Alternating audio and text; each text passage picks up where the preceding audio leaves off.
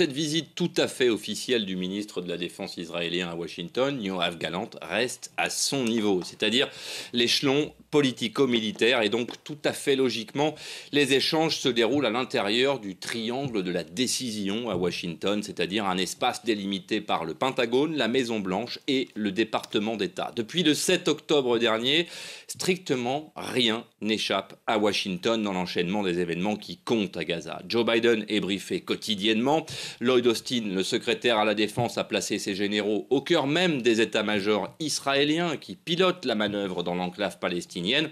Et quant à Anthony Blinken, il ne compte tout simplement plus ses déplacements au Moyen-Orient pour tenter non pas d'éteindre l'incendie, puisque ça n'a jamais été l'intention de la diplomatie américaine, mais bel et bien de le circonscrire.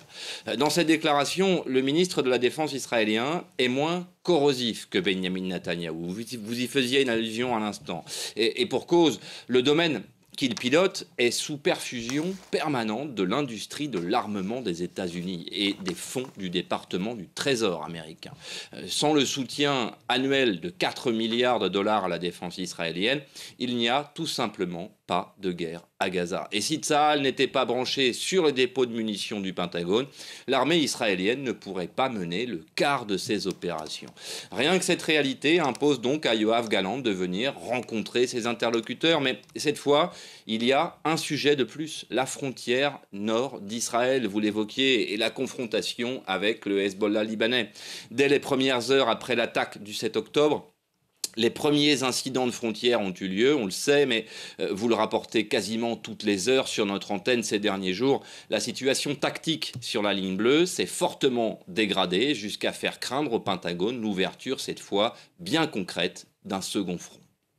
Mathieu, pendant qu'on vous tient, ce conflit au Proche-Orient, il divise la société américaine depuis plusieurs mois. On en a beaucoup parlé ici, notamment de ces mouvements sur les campus américains, des prises de position de Donald Trump et Joe Biden. Quelle est aujourd'hui la place de ce Proche-Orient dans la campagne électorale américaine avant la présidentielle de novembre ?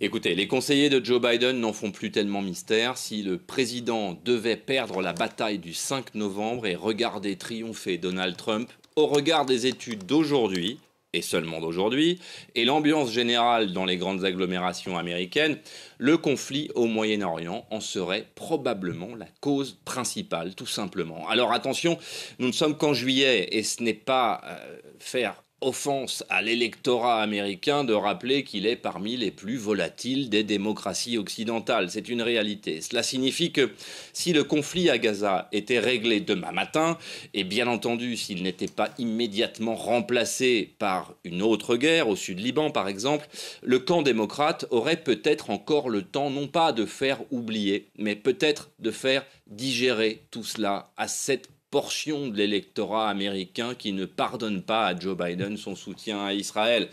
Prenons deux exemples. Le Michigan, d'abord, qui accueille la plus vaste communauté arabe américaine et la plus importante communauté musulmane du pays, ce qui n'est pas forcément lié. Le Michigan est un État essentiel dans la bataille pour le bureau ovale. Mais hélas, pour Joe Biden, là-bas, ces chiffres ne sont pas bons et toutes les enquêtes montrent que le lien avec le conflit au Moyen-Orient est direct. Autre exemple, la Géorgie, où la démonstration est encore plus criante. Et cet effet est peut-être encore plus important pour gagner.